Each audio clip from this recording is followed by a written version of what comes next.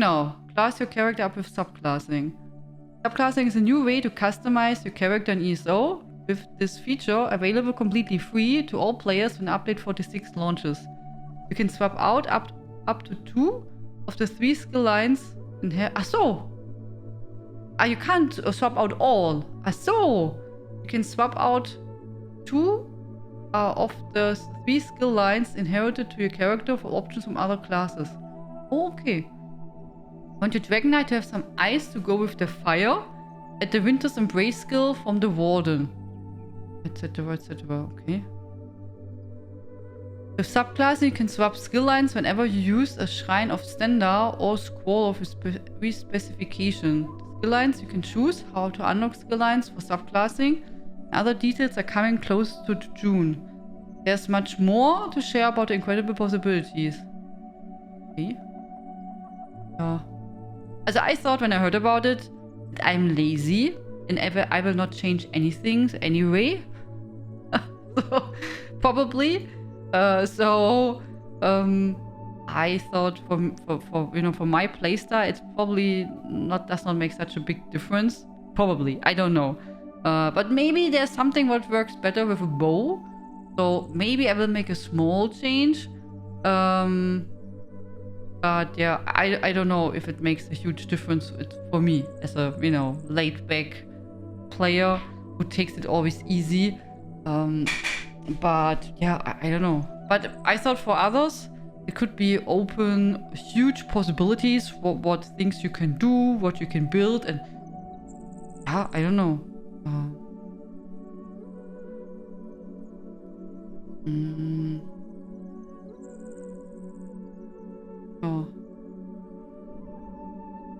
Of making a class unique now, your character will be unique.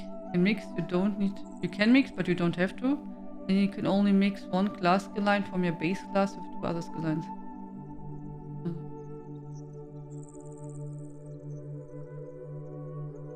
I'm one who likes unique class fantasy, so I'm not really a fan of the changes. I'm skeptical with the subclassing and fear casual players with disabilities will fall out of the game. I will leave the creativity to others.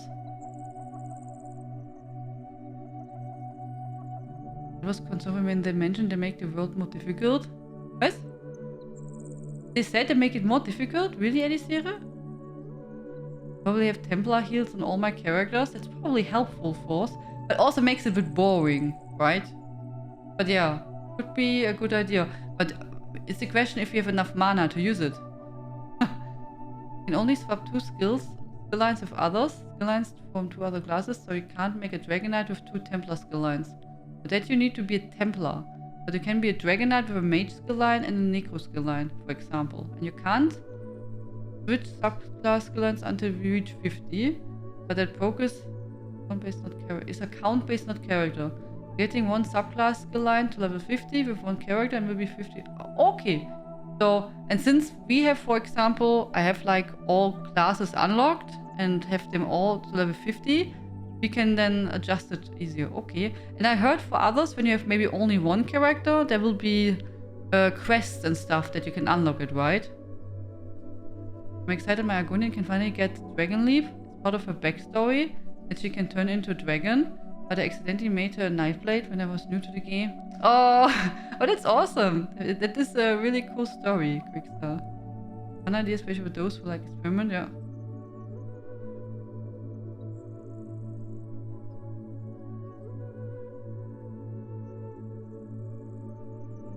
What? No, that doesn't count. You need to re-level all the skill lines. Again? Again? Even so I have it already? Why I have to do it again? I thought it will be, like unlocked then.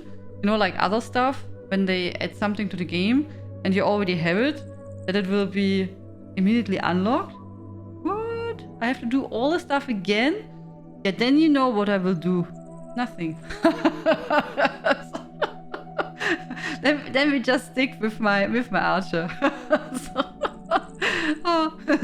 Then we just stick with the archer and it's good.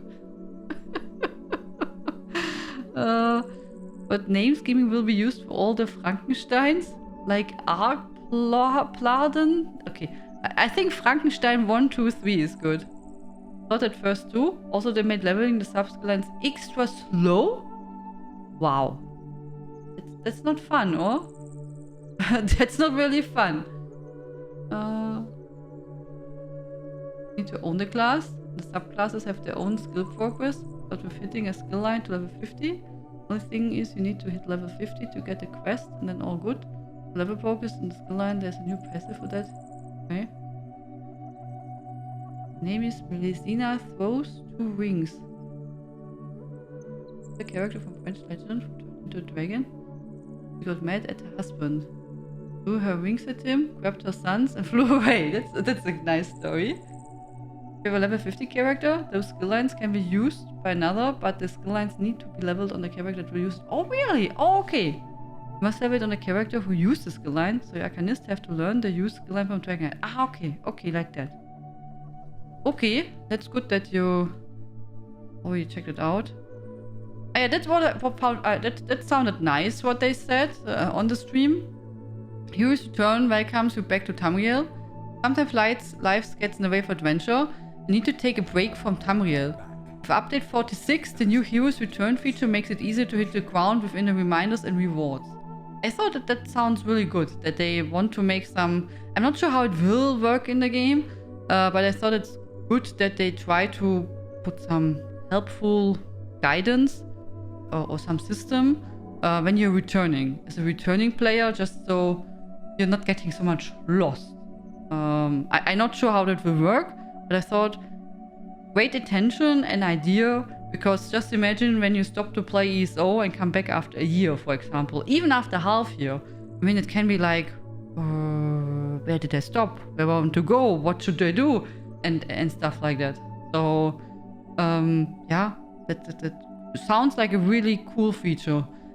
Depends how they made it, but I think the idea behind that is really good. So, Orakan, thank you so much for your subscription. Welcome back. Thank you so much for 77 months of support. Is it a plane? Is it a bird? No, it's the mighty panda. Yeah. Yeah. Or two like me. Yeah. Yeah.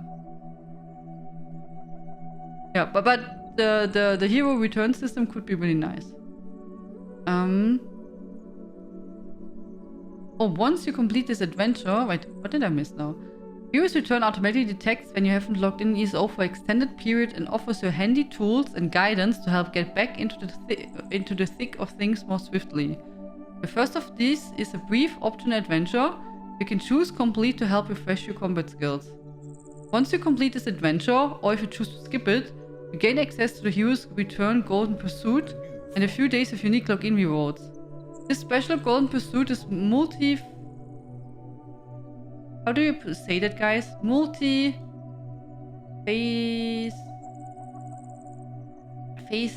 That is probably wrong.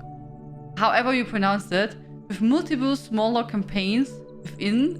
Okay, like multiple parts, yeah? Like Facette? Elisera? Facette? Multifaceted? Right?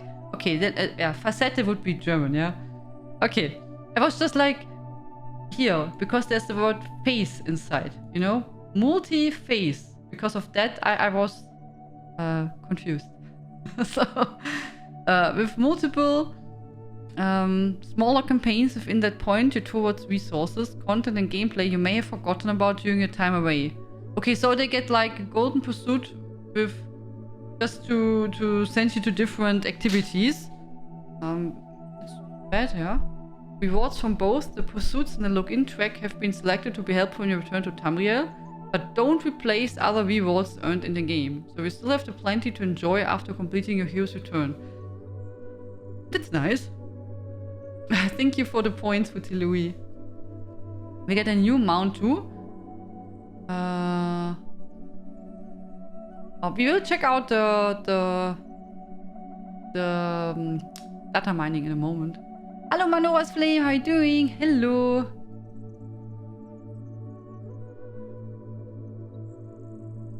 Please pop a link to this into this one. That's the article from the ESO website. the ESO website article. So, declutter your home with your furnishing vault. Oh, did I miss? That I did not hear in the stream.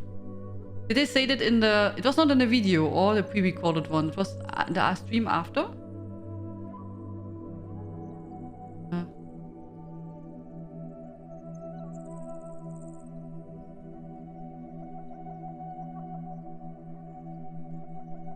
I'm doing okay, my nose flame. Thank you. I'm glad you're doing fine. So, declutter your home with your furnishing vault. Update 46 also brings with it a new benefit for ESO Plus members. Furnishing vault. Okay, so this is a unique ESO Plus part. This new collectible lets you store up to 500 unique furnishing stacks in a vault accessible from any of your homes throughout Tamriel. Okay, so like a virtual furnishing bank, something like that. Whether placed in a home or accessed directly via the housing editor, a furnishing vault makes it easy to manage your furnishing collection and decorate across multiple homes. Well, that's pretty amazing, huh? We have a spare house full of Daedric thrones or other goods purchased from Luxy vendor. Now we can clean it up and decorate properly. I mean, I like to collect furnishings, but I'm not furnishing myself so much. But it's pretty awesome if you've anyway ESO Plus. Then all is in one spot and you don't... I mean, you know, which is cool because you can free your space from the storage chests and from the bank and stuff like that. And if you have maybe storage houses, which are anyway full, that's pretty nice. And then, I mean, 500 slots is not so much. Maybe because there are, I don't know how many furnishing items there are, but a lot. I mean, stacks. So probably the best idea is that you put there inside everything from what you have huge stacks. I mean, I don't think I will have a big problem, but I could imagine housing profis, they could use even more space. But I think for the most people, this will open a lot of, you know, of inventory space from the bank and the storage chests. Yeah. The bank will be happy. It's full of 400 furnishings. What? Are you annoyed about the fact ESO Plus now seems worth much less? Since in future you get the dungeons within the season pass. So now what I'm really paying for? Craft pack and furniture vault? Will the dungeons in the future not be added to ESO Plus? I don't know how that is made in the future. Oh. And the chapter was also included later, right?